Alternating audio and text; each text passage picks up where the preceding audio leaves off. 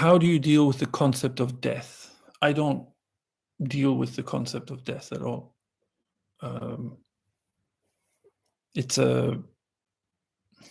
There is no such thing, first of all.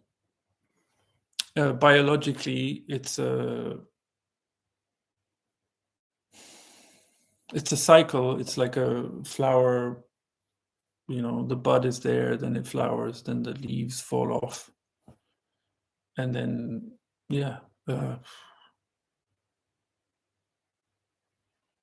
maybe I deal with it as much as the flower deals with it. Like, what's there to deal with? There's nothing to deal with. It is what it is. It is how it is. It's the most natural thing in the world. I mean, so many things are the most natural things in the world. Having children is natural. Arguing is natural. Death is natural. It's not an opposite of life. That's the only mistake. Yeah. There is only life, and biologically there is birth and death, but ultimately it's not like that. It's not the way we conventionally talk about it. Death is not an end. Death is a transformation. Yeah, like the same way, like what's it called? A caterpillar becomes a butterfly, right? Some caterpillars become butterflies. That's a transformation. That's what happens at death. You can't destroy energy. It can only transform into something else. So what's there to deal with?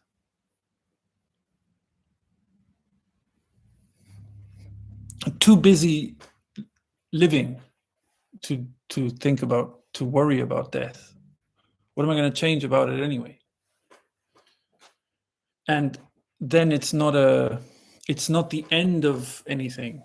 It's okay, the body, I guess, goes to rest in a way, or it transforms and goes back to the earth. Yeah. Oh, that's so nice, Jennifer. What death is?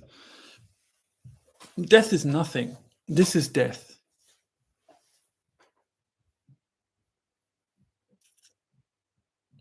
Nothing's going to happen. Just like, you've probably heard it said, like, if there is some freeing, liberation, dare I say, nothing actually happens. It's the same with death. Nothing actually happens.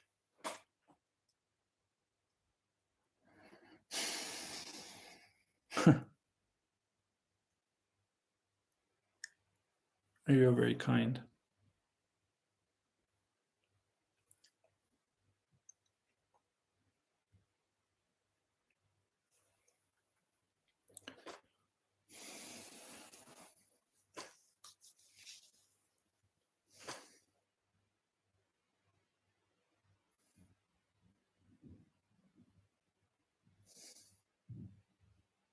Yeah, it's nice. It's nice to have uncomplicated relating with other people. Yeah, there is so much judgment. There's so much reserve of judgment. Like, let me see about this person. Like the amount that we sit ourselves on the fence to judge a situation or other people is literally insane, in the sense of unhealthy. Yeah. The fact that we sit on the fence of judgment, that we judge situations, other people, everything, is insane, in the sense of unhealthy. That's what we do all day long. We sit there and we judge. We judge this situation. This isn't good. That's bad. That person, that person is like this. We reserve ourselves unnaturally before being open. And it's the same thing that happens with freedom, with death, with all these things. Like, let me see if it is to my satisfaction. This is what goes on all day long. And already everything that it is its abundance. It's like a wave that comes behind you and just like with full force just crashes all around you all the time. Everything is already there to hold you like a baby, like this, actually. You know, any ill, there's no unhealable anything. In the most simplest way, these things are true. There is you've already been given everything. Nothing actually happens to you. Things happen for you. I don't know if you've ever heard that, but it could not be more true. But then to sit on the fence and judge, like, like with other people, like we do a lot, yeah. We judge, let me see if I can trust this person, like this, when we've already felt maybe that someone is trustworthy or not. Yeah, we'll do the opposite as well. I don't, this clearly there's something fishy about this situation or this person. No, thank you. Still we go and we engage because we'll get some kind of profit, some kind of benefit from the situation.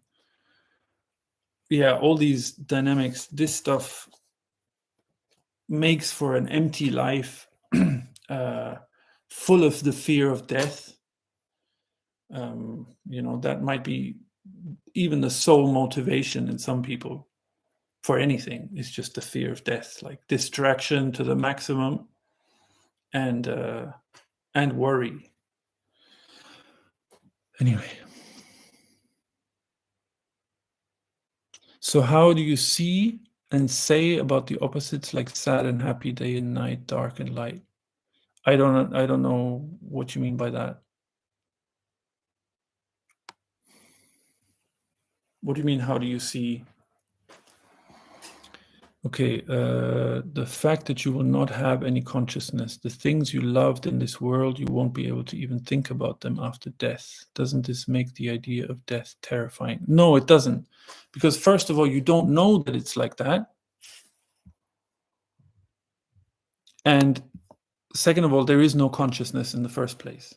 So the question of having consciousness and then not having consciousness, that's insane. Or you could say consciousness is all there is. Yeah, it's a bit of a mistaken word because it suggests some kind of like seeing everything, yeah, awareness, all this stuff. It's not like that. Go to the forest, go to some natural environment. Would you say there's consciousness there? Would you say that's consciousness? No, it's life. Life is supreme, There's no need for there isn't some bigger consciousness, because it's a bit like someone is watching, something like that. But okay, let's say for argument's sake, all there is, let's call it consciousness. We can call it anything. So how would there then be someone who has consciousness and then doesn't have consciousness? Then where is that someone anyway? And how do you know that you won't be able to even think about someone or things that you loved in this world? How do you know that? Having those preoccupations, yes, that might make the idea of death terrifying.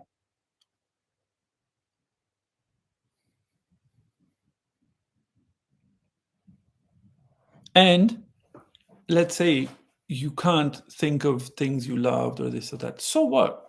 Finished. You've done, you've experienced this and that. On to something else. What's the big deal? That's why the beauty is of the opportunity to live a complete, a fulfilled life.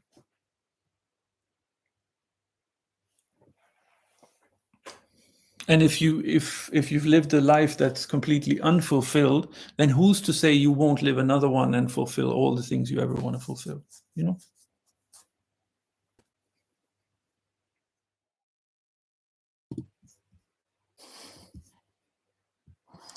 That's so nice of you, Molly. Nice to see you.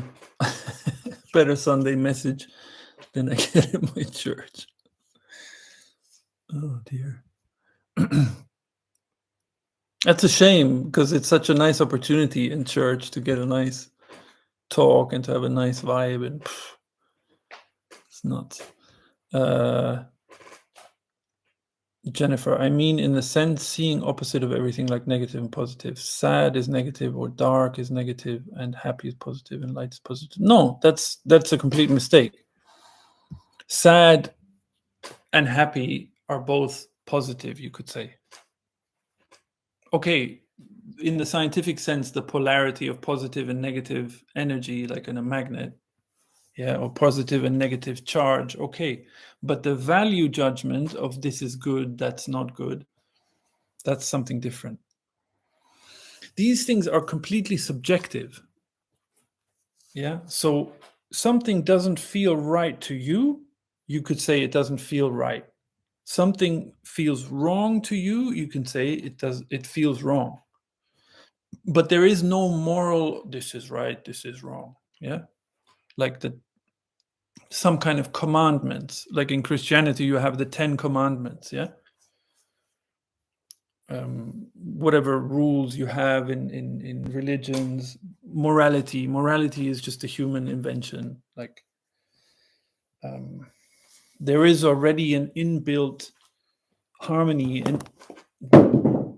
in nature, so which is completely foolproof and watertight, according and is governed by and accessed through and lived out through our feelings. I don't mean whims and like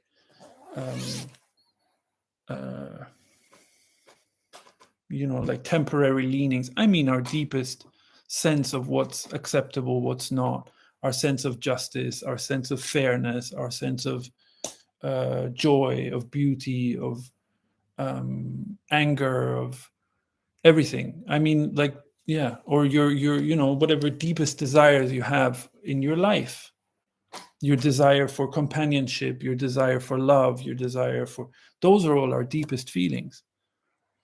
And any situation can be assessed at that level. Yeah, that's something we have access to. It's just that we ignore it. Or most of the time we think, oh, it's insignificant because we've been taught it's insignificant. No, you can't live your life according to that. No one's ever, like, it's dangerous. Introspection is dangerous, or you might go mad, or there's so many bolts that are put on the door to stop us from being in tune with that or in touch with that, because it doesn't serve the maintenance of these outer structures of morality and norms and standards and so on. But these senses also vary from person to person. How can you establish a society based on these subjective feelings? See, this is the thing. How can you establish a society? Who's establishing a society? Who's establishing a society? If you go into nature and you see a flock of birds or like that migrate, yeah, has anyone established that flock of birds? Has there been a president that has established it? This is the self-importance. Who is the authority who establishes a society? There is no such thing even as society. And these senses, they don't vary from person to person. The sense is the same. If you and I have a dispute, yeah, then there is something in that situation, a solution that we can come to, that you can agree to without compromising your dignity, and I can agree to without compromising in the same way. Yeah. So, okay, our senses, it might feel a little different here or there, but the agreement can be reached. It's not like there's no unsolvable issue. If there's some property dispute, yeah, for example, there is a correct heart of the matter or solution or whatever you want to call it. And the whole point is that our feelings are subjective, but you could say like that there is everything that there is singular. Okay, so, and it's like we are made of this, we are the same stuff. Okay, so the reason something resonates with us is because it's in accord with that, let's say in harmony with it. Okay, so the my take is subjective. Like whatever I say, I can't establish rules that are true universally. They're not rules. I can maybe voice some observations or something like that. Yeah, that's true for everybody. So it is subjective in that sense, but nothing more is needed. Society, or the way we coexist, would work completely beautifully if all there was this subjectivity. Because we're not talking about ego here. I'm not talking about ego. I'm not talking about like, I don't know, there's a village of 20 people, yeah? And 15 people are chilled and they just go about their business and everyday life, small things, everyday life. And then 5 people are intent on taking other people's things and, making unwanted sexual advances to women or yeah, stuff like that. It would be okay. This is really where this thing falls apart, and the same can be said for non-duality talks. To then say that the one who is stealing or forcing themselves on to someone sexually or anything that's off, yeah, that's also subjective. Well, that's also just what is, yeah. That's fucking callous nonsense, bullshit. It's the height of arrogance. It's the most egotistical thing, yeah. So even this message, quote unquote, there is no message, but even what non-duality points to can be taken in that sense, and it very often is. There is a common sense that no, forcing yourself sexually onto someone, it's just not okay. That's common sense. But you don't need a morality rule or some kind of a book or scripture to look into and say, oh, okay, mustn't rape someone. Yeah. No, you don't need that. You have a feeling. You have a feeling that it's not okay. That's what I mean. So if that's, and that is subjective because it's my feeling. Like if I really go to my feeling of not finding rape okay, it's kind of like very close to me, right? So there's a subjectivity to it. But why would those feelings not be enough for any type of coexistence? On the contrary, that would be healthy. But to say no, to write down some laws, even democracy, yeah, this big achievement that wow, we're so advanced and so evolved. Even democracy would write down this is how it is, and then any deviation from that, even though it might feel right, is unacceptable. Yeah. So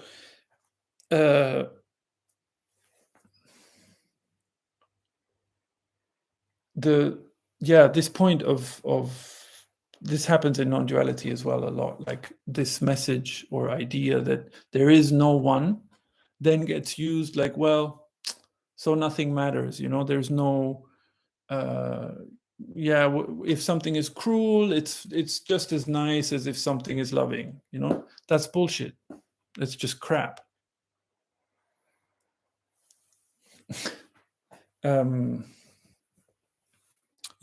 if someone says, okay, there is nothing, actually there is just energy, actually nothing has ever happened, nothing will ever happen, nothing is happening, there is no future, there's no past, There is no present moment. There is no consciousness. There is no experience. There are no situations.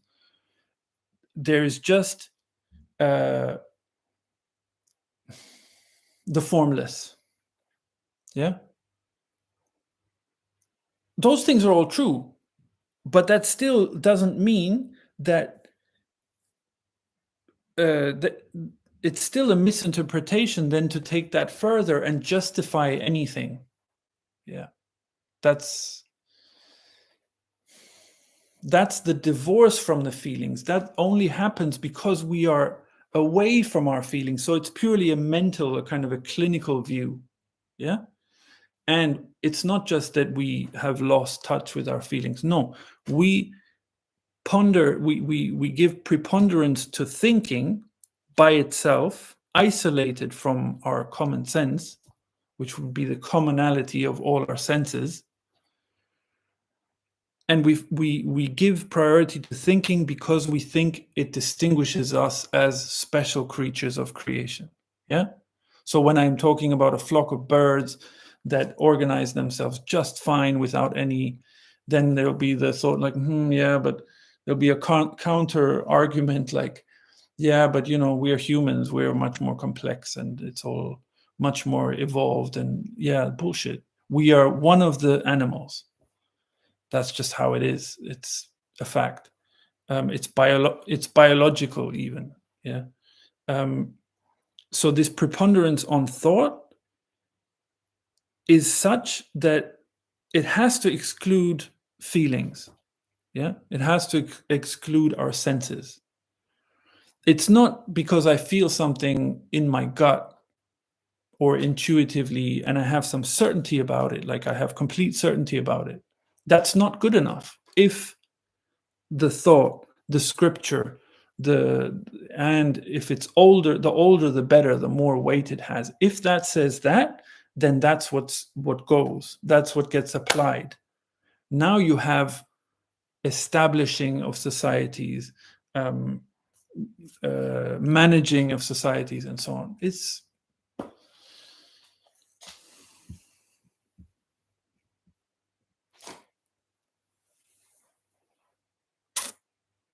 500 to 600 years from now, people have even found slavery acceptable. You mean in the past?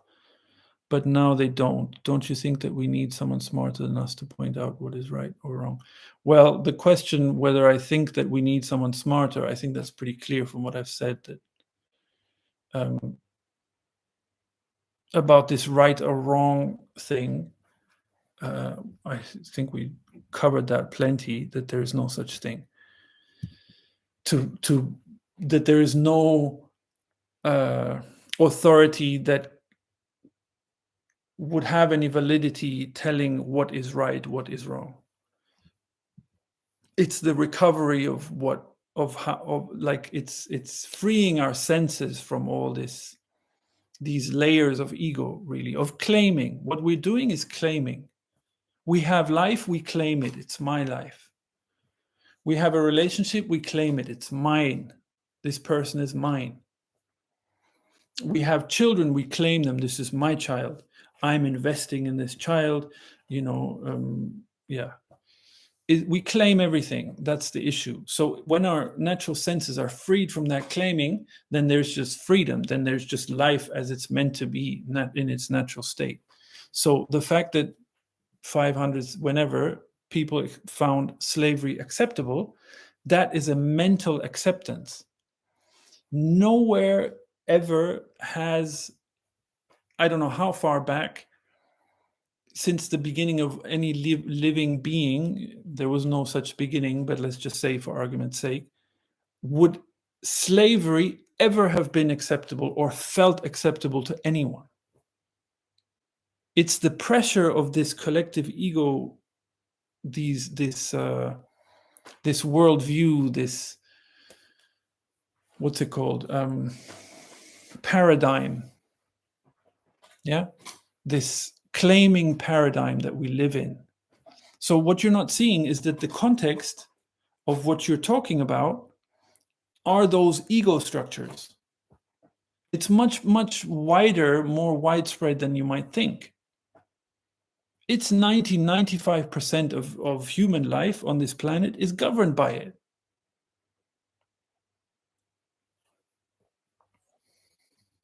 And see, it has nothing, this is the thing, it has nothing to do with, back then people found slavery acceptable.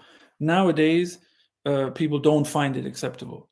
The acceptance of slavery back then and the wokeness of today, the kind of the self-righteous activism. I'm not saying all activism is self-righteous, but most of it maybe, in the name of doing good. It's a closed system. It's still the ego system. The doing good is based off of the guilt for what has been done that has been wrong. Yeah. So it's a vicious cycle. And actually, at the base, it's human arrogance. So first of all, we're so arrogant that we will actually enslave people. And then we are so arrogant that we think we have the solution how to make everything better. Okay, wait, everybody. Democracy. Now this is the best thing. Yeah. Wait. We need to heal the earth. We need to heal the planet, this, that. You know what?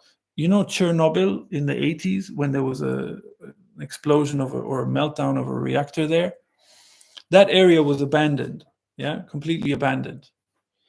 Nowadays, if I'm not mistaken, it might even be one of the most diverse, naturally diverse regions in the world, on the planet.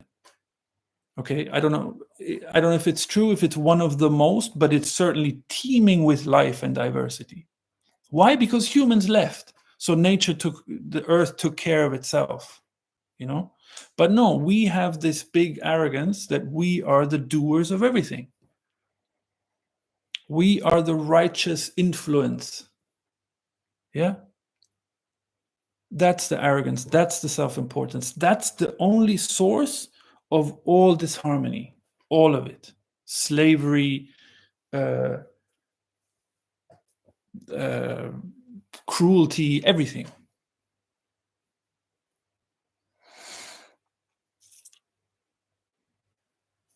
And it's a slavery to this idea of human dominance. That is the slavery, really. That is the condition that would even make an outer manifestation of something like slavery possible. And you say, now they don't. There is still slavery going on.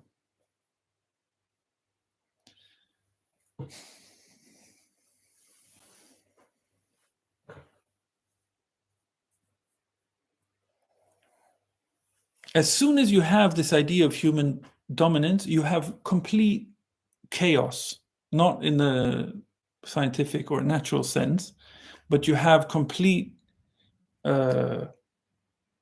breakdown of any natural functioning, yeah, of organizing ourselves or establishing societies.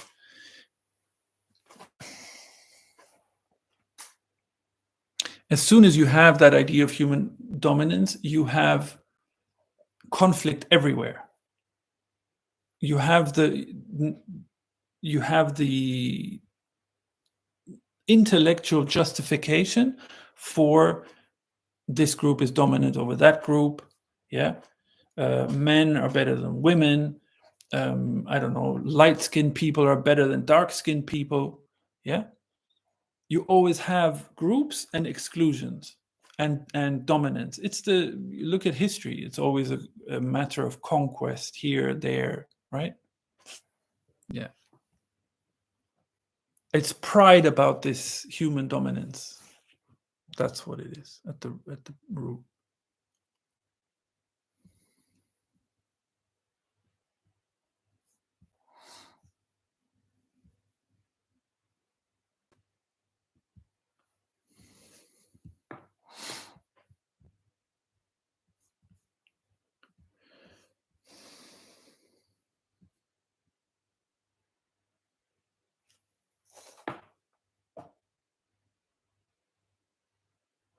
Jennifer, my mother-in-law tells me all the time to teach my son not to cry. Men cannot cry. It's bad or negative. I know it's not nice, and inwardly I do say no, but somehow it does not work.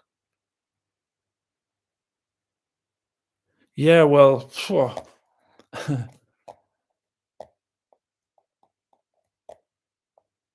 maybe then in an example like this, maybe the thing is to say no outwardly,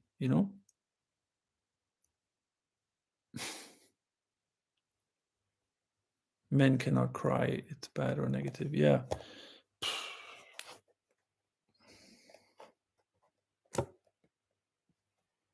Yeah, it's for me, it's hard to understand this culture, and I know the culture of living with the in-laws, living with the husband's parents, and then there being a lot of conflict. I know about it, um, but it's actually completely unacceptable, that kind of interference. And if something doesn't feel right to you, then you need to be firm about that. That's it. And you can't ever say it does not work. All you need to do is be firm. All anyone ever needs to do is be firm.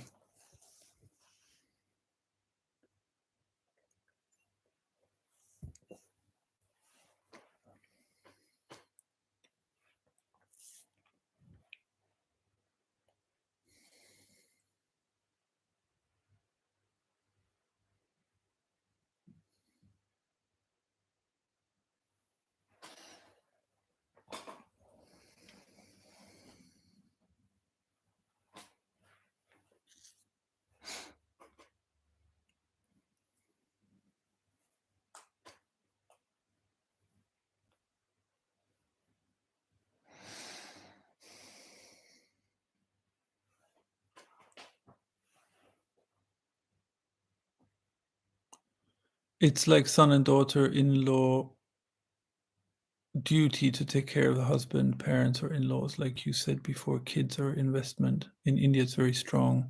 Cannot really escape it. Yeah, I know.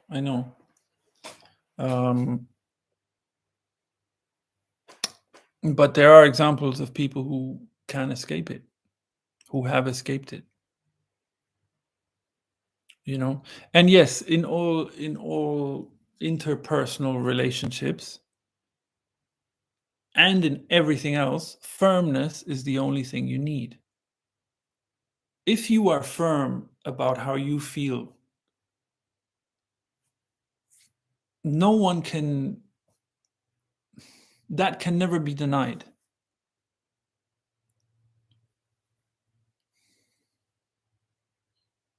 Maybe what happens if you shout? Yeah,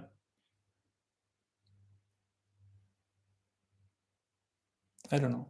I know people.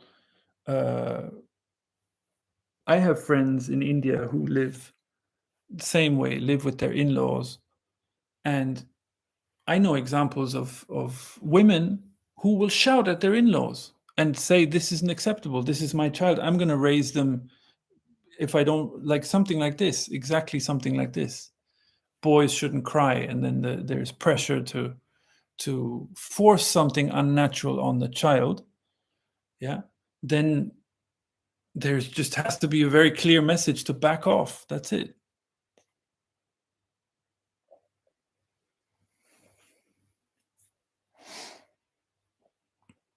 Now, of course, if there's I can't know your circumstance, but all I can tell you is that if you I think I said this example to you once before. If you have these things that someone falls off a boat, for example, yeah, and then you throw these rings. It's a safety ring. I don't know what it's called. They throw this, and you kind of hold on to that, right? Because it floats and it can hold you up. If you hold on to how you feel about something, like you don't think it's correct, that you think your son should be able to cry, male children should be able to cry. You feel that wholeheartedly. You don't somehow in part agree, maybe it's good if he doesn't cry. No, you feel it. It's natural to cry. It's completely natural. So you actually have the whole force of what is natural with you, right? So you hold on to that the way you would hold on to if you were in the middle of the ocean and only have some ring to hold on to keep you from going under. You hold on to that way. Everything around you will change. All the circumstances, outer circumstances will change.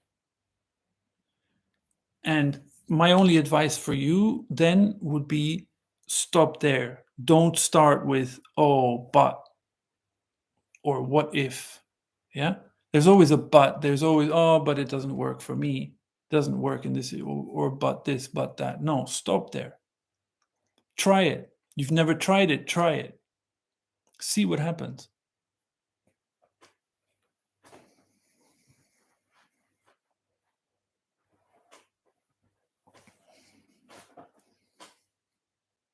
There are stories of women who, subject to physical or sexual abuse and violence, yeah, there are plenty of examples, and this is all over the world. I'm not just talking about India. There are examples of women who will stop an aggressor just by a look. Yeah, if you are firm about something, if you're not scared in that way, fear comes from the ego. If you're not scared in that way, someone is following you and you are firm that this is unacceptable, I'm not saying that you won't feel some nervousness, or we all have conditioning and there will be some nervousness, but if you go to where this is completely unacceptable, you turn around, you face that person, they will go. Even just with a look,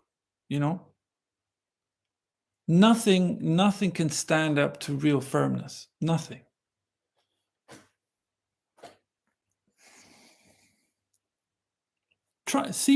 See it for yourself.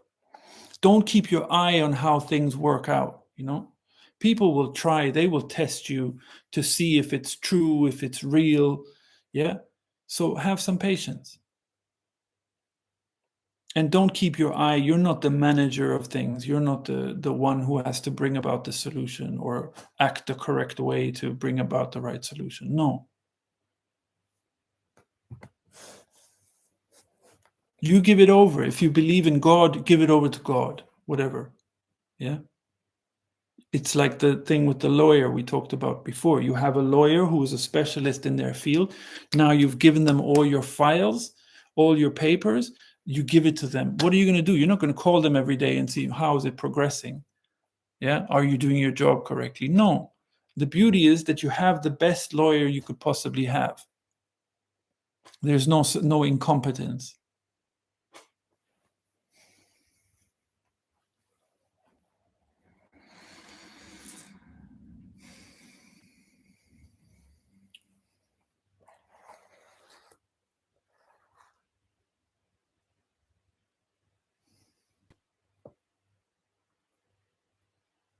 Be how you are, like we all have our uniqueness. You have certain unique expressions, You were talking before about annoyance. I was telling you that I get annoyed at the drop of a hat. I do.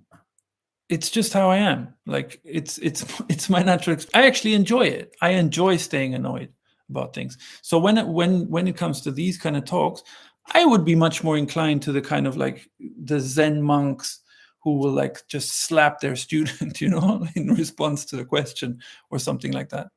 Yeah. Then there is someone else who will talk with like, I don't know, so much like, I don't know, completely differently, and it'll be about like, there'll be chanting and there'll be this. But if it's coming from a true place, then it doesn't matter. It's just unique expression. It's diversity.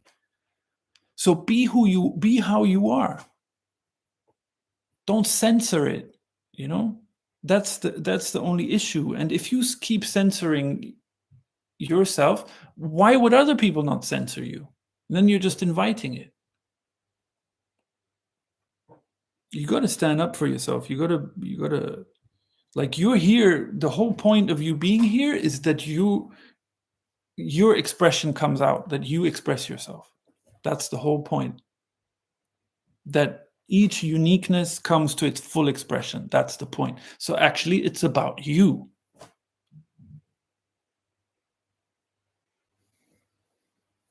And don't come with like, oh, but there is no one and all this. No, we're talking common sense here.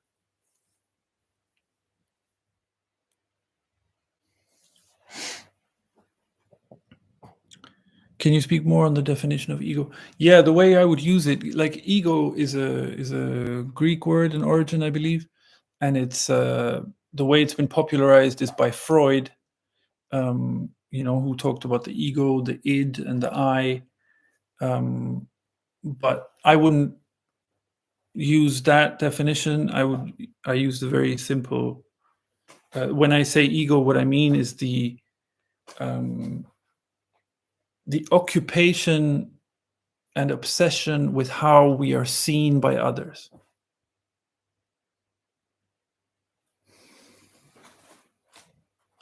That's the ego. It's an activity. It's not a thing. It's not an entity. It's an activity.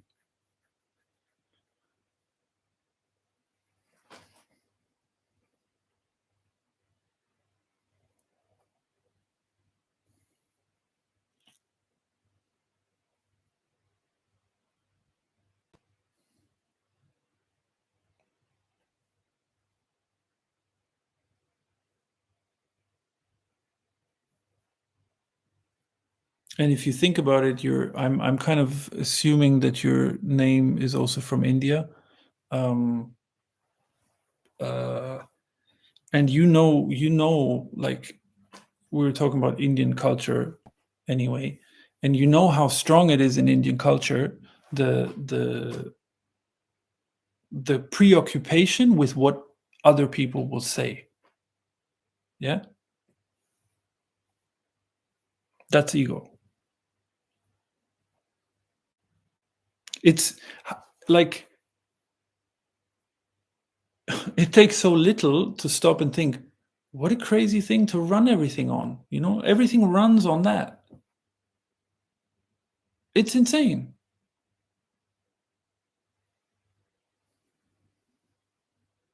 It's because we don't have a connection or some kind of sense of where our nourishment comes from, because we think, even biologically, it's even seeps into science. We think we are dependent on the group.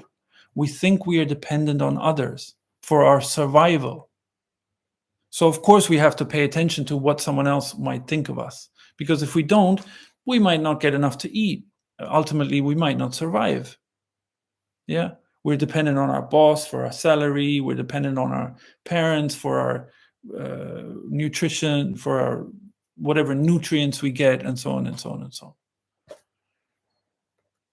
on. And you see how abstracted it gets also into, like, being seen as having a certain standing in society, of education, of job, of achievement, of success, and all that.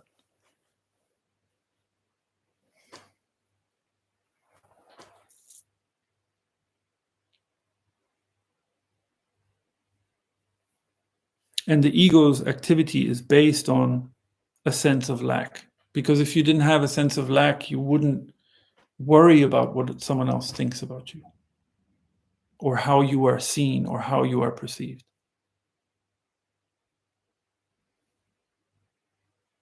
And the sense of lack is an investment that, let's say, you could say the collective ego, or this worldview, this paradigm, it's an investment that has made, and that makes at the birth of every child. It's an investment. It's a passing on of a sense of lack. It's an investment because it guarantees the individual's adherence to the group, to the greater worldview. Yeah, Because without that sense of lack, that child is going to go its own way, do its own thing. But you can't have that. You have to kind of, it's like a harnessing each individual to support this worldview. Yeah. And we don't even, it's like, don't even know what we're doing, because it's so easy to see through it and to see that what a nonsensical end we're working towards or supporting, but it just carries on unquestioned.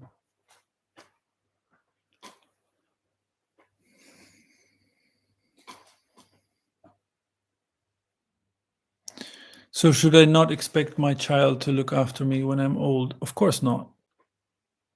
Of course not. That expectation is like a right. So you're assuming that you have a right to be looked after. Yeah. Who gave you any rights? Who gave you any rights? I don't care if you call them human rights, whatever. Who gave you any rights? Life is a gift. Life isn't some here you are, and these are your rights. It's just human invention. I mean, I'm not saying you should not. There's no should, but it's completely unnatural to expect anything from anyone. Your children are not your property. Your children are gifts. Actually, your children are gifts to help you become free. Through your children, you see how life really is. But what do? We mold them because we think we have to look good in everybody else's eyes.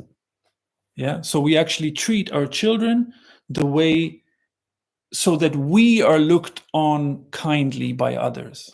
Yeah. What could be more selfish than that, or egotistical than that?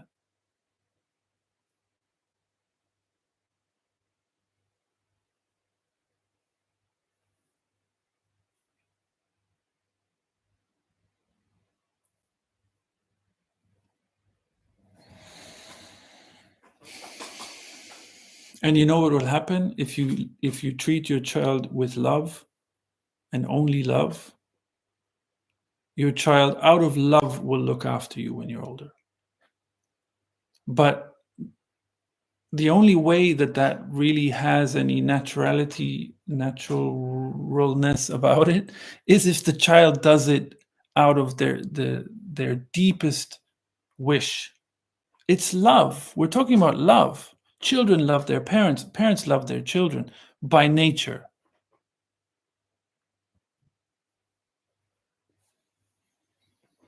So yeah, if you're lucky, your children will look after you.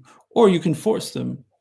You can force them also. Make them feel guilty all their life that you've invested money in them. So now they owe you. You know? That's what goes on, right? It's insane. It's actually the other way around. Parents should, if anything, parents should owe their children for being a gift to them in their life. For coming and breaking something. If you've had a child, you know that there is some kind of like this, right? The innocence that's there, that you see, which you've forgotten about yourself. So now you see it in front of your face. Children are a gift. Life is a gift.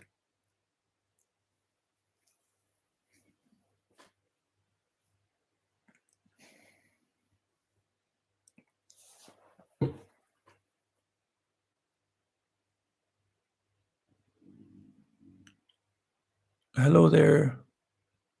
What is non-duality? Is it the highest stage of equality? Equality doesn't have any stages. Either there's equality or there's no equality. There are no stages at all. What is non-duality? Non-duality, the word just means not two. That's all it says. It says that there are not two things, which means that in its source, what there is not split into two. It's not split apart. That's all it's saying. It only says not two.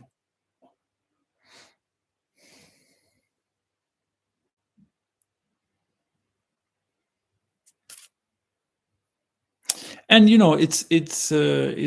has a lot of different views of it, or it gets taken as some kind of a truth. It's not actually. It's even just a negation. It doesn't even say it's like this. It just says it's not like this. Yeah, it's a very delicate, subtle thing, and it's very simple. There is only equality. There are no varying degrees of it or anything. There is only equality, because there is only one, you could say, substance. It's not a substance, but there is only singularity. There is nothing else apart from energy. And that energy is not divided into two. Yeah. Have you read the Bhagavad Gita? No, I haven't. Is this philosophy derived from Hinduism?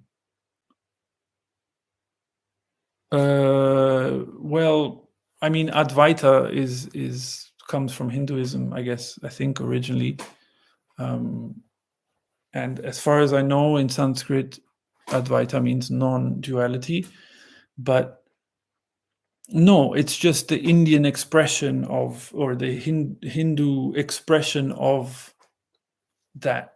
Yeah, in Chinese, it's the Tao. It's the yin and the yang. Yeah.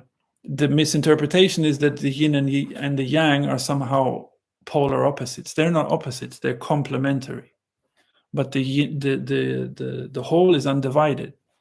In Christianity, you have Gnosticism, for example, which is, so no, it's not a thing that belongs to Hinduism. It's just observations that have been made, things that people felt. And yeah, in Hinduism, it's called Advaita.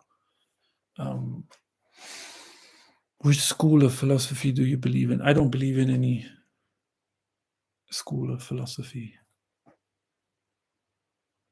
It's not about belief. It's certainly not about any schools of philosophy. I find philosophy interesting, yeah, but why would I need to believe in anything? Things are already as they are.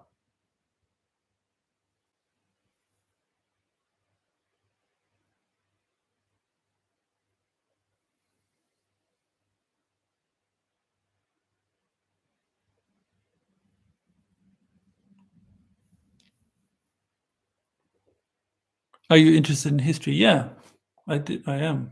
I actually studied at the university.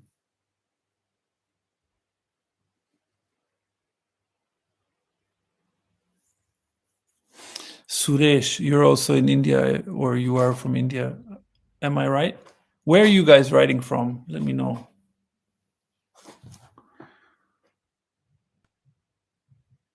What's your favorite time period and lessons derived from it?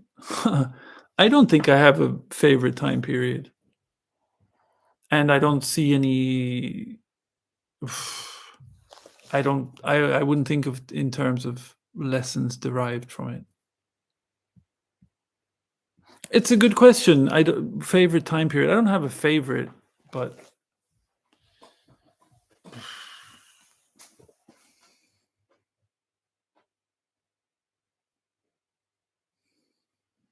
I don't know. But maybe what I find, I mean, there's always new things to get to know about, right? But maybe the kind of the post-colonial period, maybe. So like, yeah, the partition of Africa, for example. What happened in Asia after the Second World War or during the Second World War. Those things I find interesting, because it's the first time, like how arbitrary that was, right? The countries that you have in Africa, how, if you look at the map, how straight the lines are. It's just basically European countries saying, what what this is now, this country, yeah, and how much conflict that's created, and but at the same time, there's a huge, through the way the world has modernized, the interaction, the communications that you have. So you have amazing places. Like I lived in England for a long time. Like London is amazing for the diversity that it has, you know. So it creates a lot of creativity comes from it, which is amazing, because from such a brutal thing, you have a lot of creativity that has emerged. So that I find very interesting. And I mention it maybe because I like the literature that comes out of like post-colonial literature, out of Africa, out of India, out of China, and different non-European countries, South America also. Yeah, but I'm also interested in other aspects of history.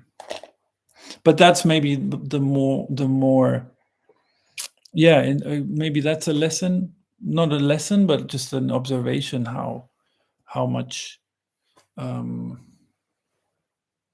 creativity comes from it. And still, right, we're witnessing it now with immigration and European policies towards immigration, and intolerance, more intolerance again, you know. So yeah. Your views on Arab immigration? I don't have any views on Arab immigration. What do you mean? Like, what about it? You know, you're asking me. You guys are asking me questions. All I'm asking you is, where are you writing from? And you can't tell me. Anyway, it's a joke. Yeah. What about Arab immigration? I don't know. You're from India, yes, I know, or I guessed from your name. Whereabouts? Where in India are you writing from? What's the best life-changing book that you could recommend?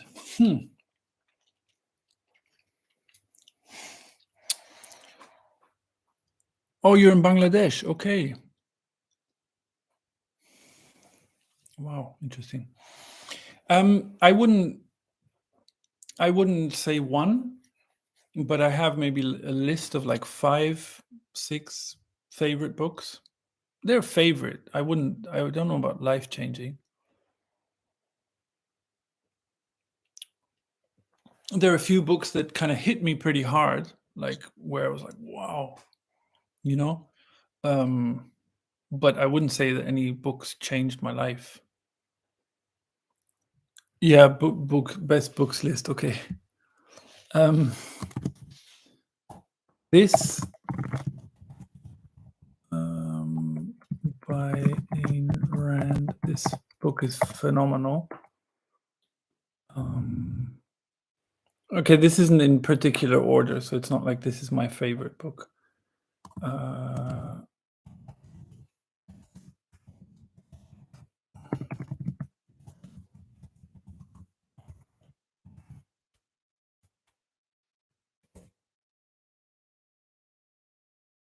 These are novels, yeah?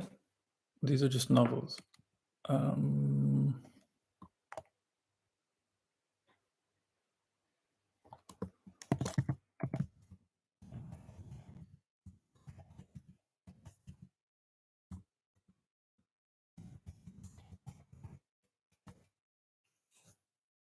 the first one is American, the second one is Indian. It's about partition. And the last one is by a Nigerian author. Yeah, they're all books like that made me go wow, and when I finished reading them, it was like some yeah, pretty amazing. The first one is a very it was a little bit controversial, I think, at the time. I think maybe it was written in the 20s or something. 1920s. I'm not sure, maybe later, I don't know. But it's very much about individualism. Yeah. So like maybe philosophically the roots of capitalism, the thought that like, what's important is me, my happiness, the pursuit of my happiness, right? And then so it's been criticized for like, because as if individualism would be a bad thing, and because it led to it's the roots of capitalism, and of course capitalism is an evil thing. But actually what the author is expressing is amazing. Like, it's, for me, it's all about the topic of firmness, how to be, like, what happens when you're firm, you just go your own way. The protagonist is an architect who, I think he's an architect, I read it a long time ago. He just does his own thing against all the currents of opinions and other people and stuff. It's an amazing read. And Midnight's Children and The Famished Road are more maybe more literary, just beautifully written and great stories. Your views on Hegel's philosophy of thesis, antithesis, synthesis. I don't have any views on it. What should be my view? That's a very, very broad question. I wouldn't even know where to start. And anything I read by Hegel was a long time ago. Like, I don't think I've read anything by him in 25 or 30 years. So, yeah, I can't answer that. It's too general.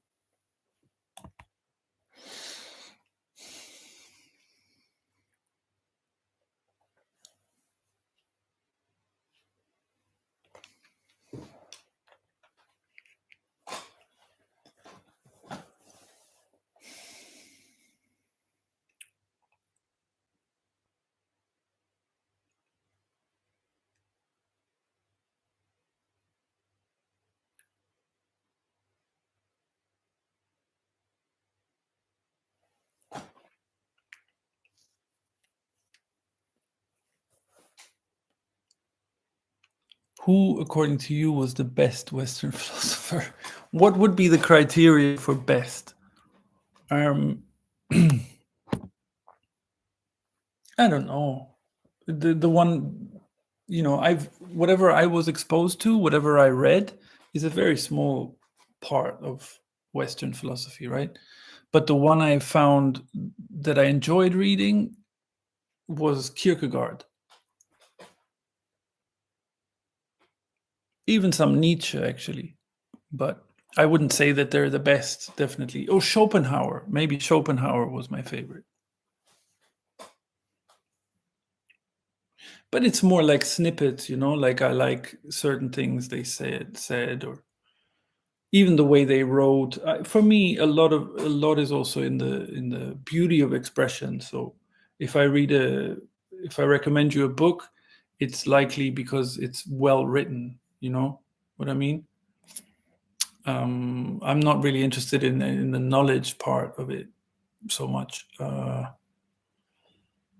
Yeah. Can you explain your basic worldview? I don't have a worldview. I really don't. Really, honestly, don't. It's a. I find it's an arrogance, a worldview. What's a, for what? Why do I need a worldview? I don't need a worldview as much as the cat that comes into my garden needs a worldview.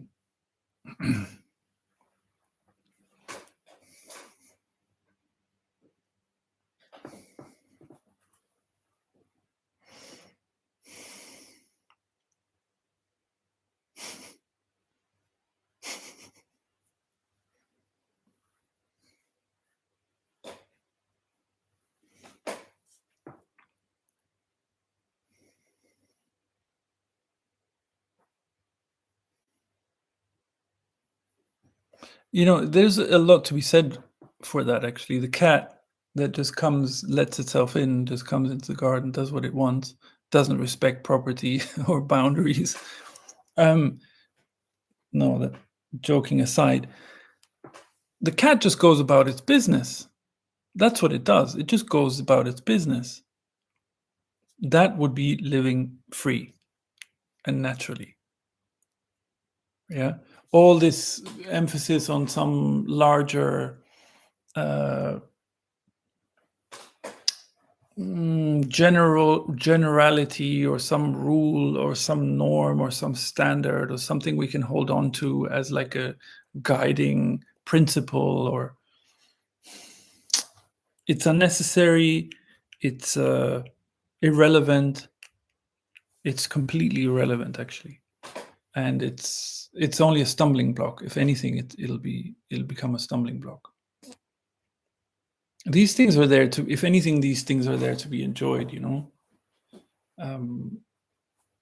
philosophy, like if you like reading philosophy, it can make for an interesting conversation, but to think that from reading philosophy we're going to have some kind of betterment of, we're going to create some betterment of humanity or something like that, that's just arrogance. It's just self-importance. It's insanity.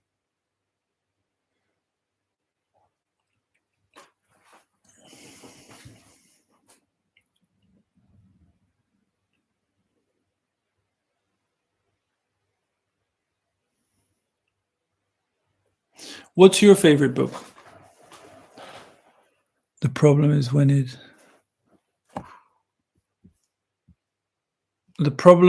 it has to compete with other cats for survival. No, that's not true at all.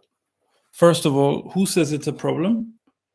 Second of all, it's only, this is fundamental to this stuff, yeah, and this is where philosophy loses its poignancy, its relevance. We project our view onto other aspects of nature. Yeah. So, for example, in your statement, you've made an assumption about how things are.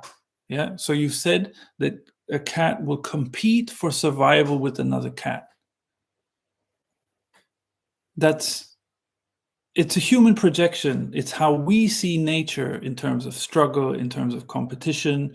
The struggle for survival, Charles Darwin, selection, natural selection, survival of the fittest, all this stuff. Do you see how that's a philosophical thing that's been imposed, and now we see everything through those glasses?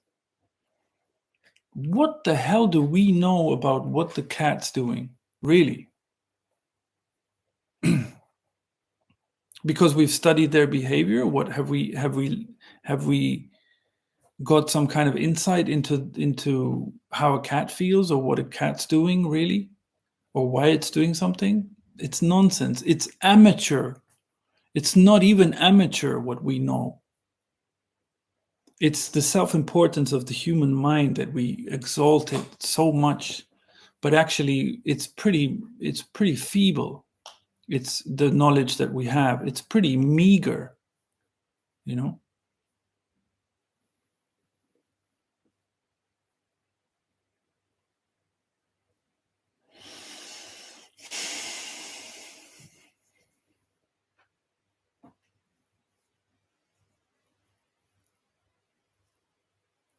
Or you're making an analogy for human life, that the problem is that when we compete with other humans for survival,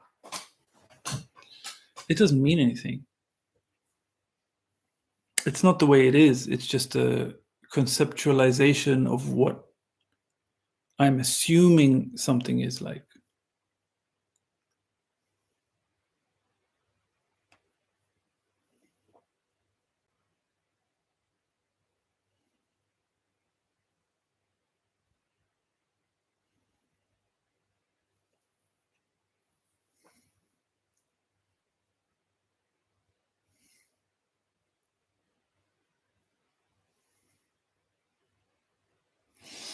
Okay, I think I'm going to call it a day. If you have a favorite book you want to mention, I'd be interested, but otherwise, that's all. Yeah, you can always write me an email if you want to. The address is in the About section of the channel, but you have to check it on a computer, not on a phone, because there it doesn't show up for some reason.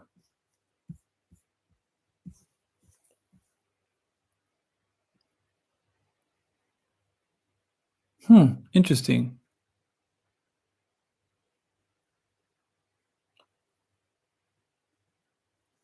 Yeah, nice speaking to you too. Modern world history, Norman Lowell. That rings a bell. The first one I don't know. I don't think so. Interesting stuff. Okay. Thanks. And all the best. Like I say, you're welcome to send me an email or see you again. Yeah, if you want some notification about when I put on the live thing, then also send me an email. I'll put you on a email list. Yeah, you won't get a lot of notice. Usually it's fairly spontaneous, but yeah. All right. Take care. See you later.